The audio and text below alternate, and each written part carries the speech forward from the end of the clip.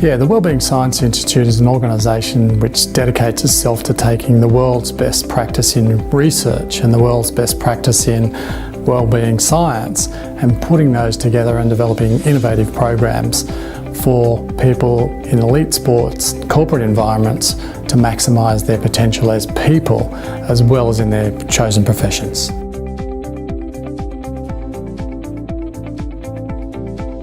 I'm excited about looking at the world's best practice in research and saying how can we translate that into tools and processes and systems, and particularly technology, so people can improve the quality of their lives. And that's both from a human potential point of view but also from a relationship point of view. So we're excited about bringing that to both Australia and particularly internationally.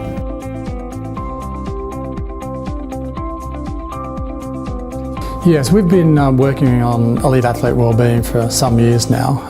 I started my work as a sports psychologist, and through that work been working closely with the NRL and developing systems, processes and tools for them. And the NRL was trying to move from the idea of being a welfare-driven organisation where they came in when there was a problem to actually being more proactive and more holistic. So we've been working with the NRL to develop not only systems, processes and tools for elite athlete wellbeing, but also the world's first qualification that's recognised by a government in holistic, whole person elite athlete wellbeing.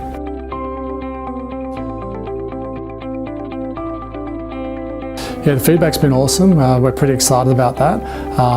Every wellbeing and education manager in the NRL, and there's around 50 of them, have been through the training, and the feedback's been fantastic. What they tell us is that it's helping them be very clear about what their role is, understanding where the boundaries are, and being able to develop customised, holistic, player-centric wellbeing plans that help them move toward their potential as people, not just their potential as athletes.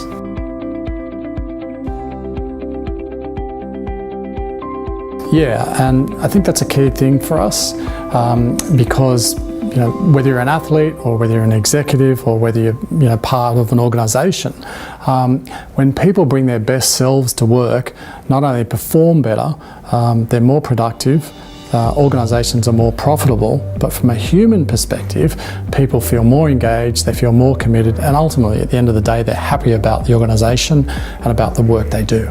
So we put a lot of time into corporate wellbeing because we see there's a lot of parallels between what happens in elite sport and performance and what happens in organisations.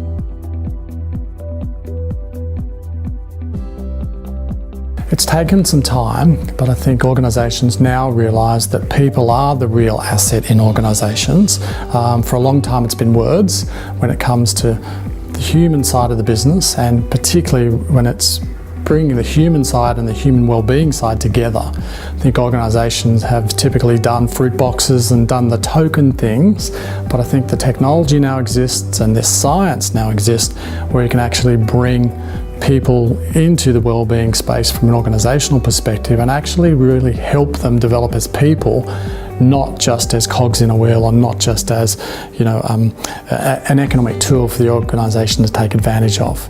People have much more power in their roles than they used to. They're required to be much more creative. They have much more autonomy in decision making, and the best organisations are the ones that recognise that and truly invest in their people's wellbeing.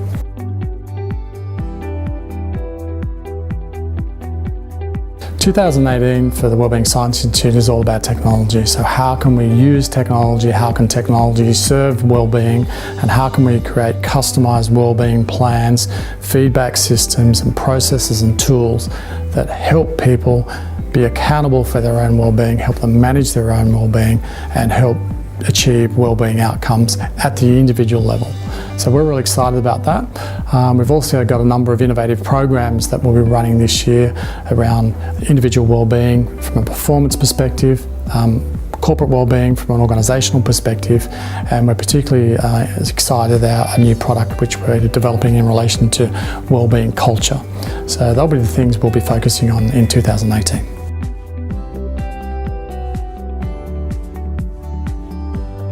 Pretty simple. They can follow us on Twitter at Wellbeing Science, or they can follow our website, wellbeingscience.com.